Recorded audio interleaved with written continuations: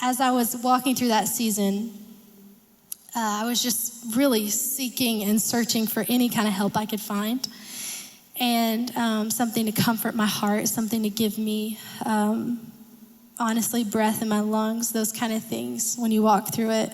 It could be your baby, it could be a family member, it doesn't matter. That pain is pain like nothing else. But I was really just seeking and searching a lot, and I started reading Jeremiah 29:11, which I know is a verse that a lot of people know that verse, but if you've never heard it, it says, "For I know the plans I have for you, says the Lord, plans to prosper you, not to harm you, plans to give you hope and a future." And as I was reading this, one of my favorite things to do when I'm like studying or trying to just learn more is to read the Hebrew translations of words. And because that's what the Bible was originally translated in Greek as well, but this was Hebrew. And so yeah, I just started reading this, and I started reading the words, what the words really meant, and it really encouraged me. And so it doesn't matter exactly what, where you are right now. I know that this is encouraging. And so I really wanted to share it with you tonight because I believe that it brings a sense of peace and hope. And honestly, it was something that I had never known before. So Jeremiah 29:11, it says, "For I know the plans I have for you, says the Lord. Plans to prosper you, not to harm you.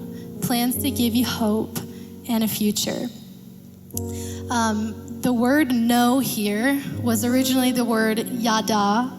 And excuse me if I don't pronounce these well and somebody knows in this room. But the original word was "yada."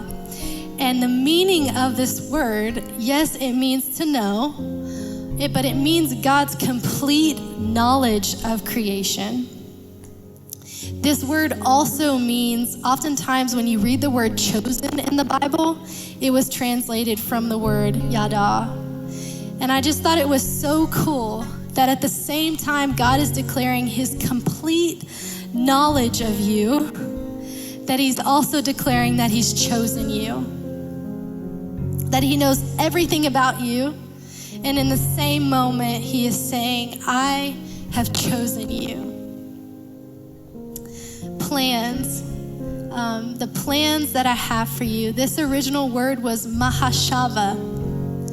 This word means to invent, plot, design, or create something new. It implies that God is always creating something new for us. And I think it's really easy when we've walked through painful things, or maybe we've made a mistake, or maybe life hasn't looked the way that we would hope, or to think that now we just kind of get second best, or third best, or fourth best, and so on, however many times we mess up.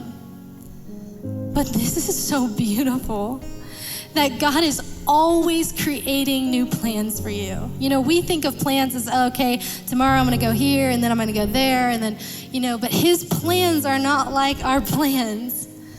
They're much better, and they're plans to prosper you. You may be familiar with this Hebrew word, it's shalom, and this word means peace, harmony, wholeness, completeness, prosperity, and health.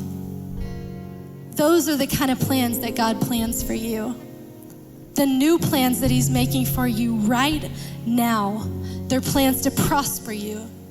They're not to harm you.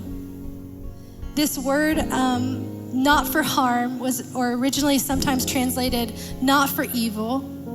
The original word for evil is ra, and it means evil, bad, worse than worse, unkind, misery, calamity, distress, injury, and adversity. Have you ever walked through anything really painful and wondered, God, did you cause this? Did you do this? I know I have. And it definitely was one of those moments for me with my son. And I was asking God, like I said, how are you gonna make this good? How are you gonna bring peace and harmony and wholeness? I wanna read to you again the kind of plans that God has for you. Plans for peace, plans for harmony, plans for wholeness, plans for completeness, plans for prosperity and health. He wants you to live an abundant life. John 10:10 says, the thief comes to kill, steal, and destroy, but he has come that we may have life and life abundantly. Psalm 145 says he opens his hand and satisfies the desire of every living thing. That's who he is, and that's what he does. And if you came with a broken heart tonight, he makes it whole. And if you came with a full heart, I believe he's just gonna keep making it more full.